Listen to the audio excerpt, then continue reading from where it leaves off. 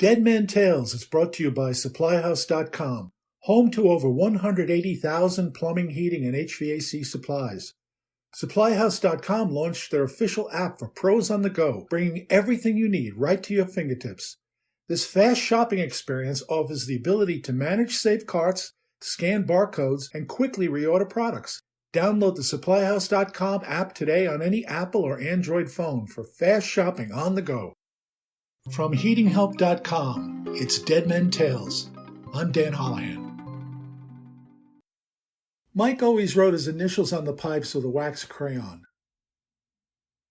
Next to his initials, he wrote the date, and next to the date, he drew an arrow that pointed toward heaven. He didn't write on all the pipes, just the ones that he himself had welded. It didn't matter that the other trades would soon bury his pipes behind the walls and beneath the ceilings. Mike knew what he had done, and he knew that it would be here forever. These towers, both of them, would last.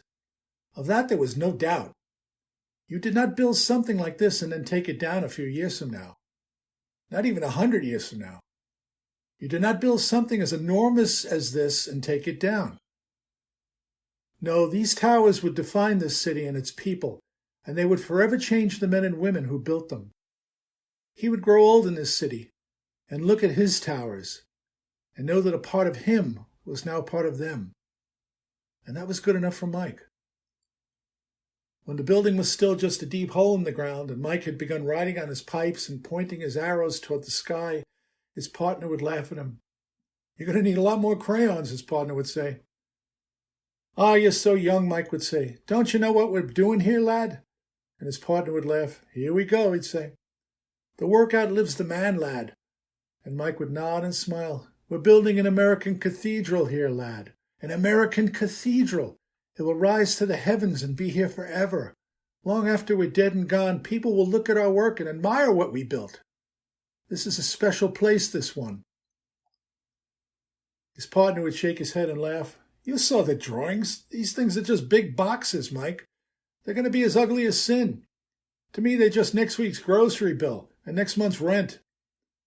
And Mike's eyes would gleam and he'd say, "But you're wrong, lad. This one is much more than a paycheck. This one is special. We'll never be the same after this one. Mark my words. You'll see." "Oh, you're so frickin' deep," his partner would say.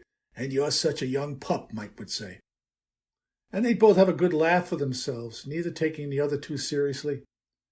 And Mike would sign another pipe and draw an arrow upward to where they were going. And he'd smile at his partner and wink.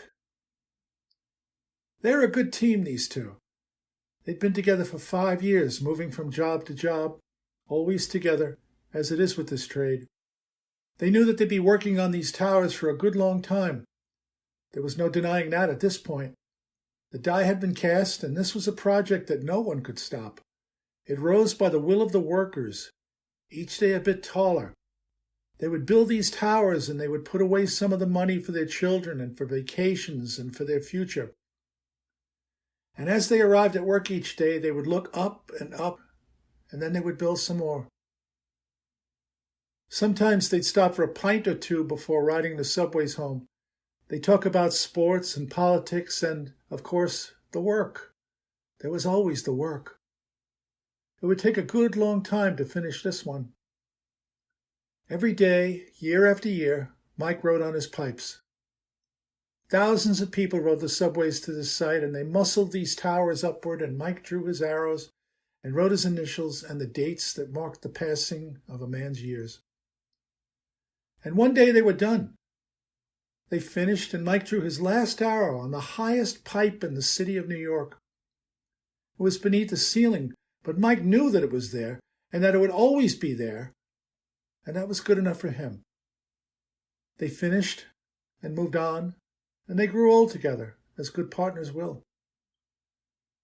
Winters came and went, and so did the brutally humid summers of New York, and Mike and his partner worked through some impossible situations under punishing conditions, and they always got the job done. They piped between wires and ducts and beams and dealt with live steam lines and deadlines, and they complained only to each other. No matter what the challenge, they got the job done. And they built this city. One day, a man named Philippe Petit climbed up on the roof of one of the towers and shot a line over to the other tower. He stretched the line taut and then spent a good part of that day strolling back and forth with a long balance pole. In the streets, the people craned their necks to watch.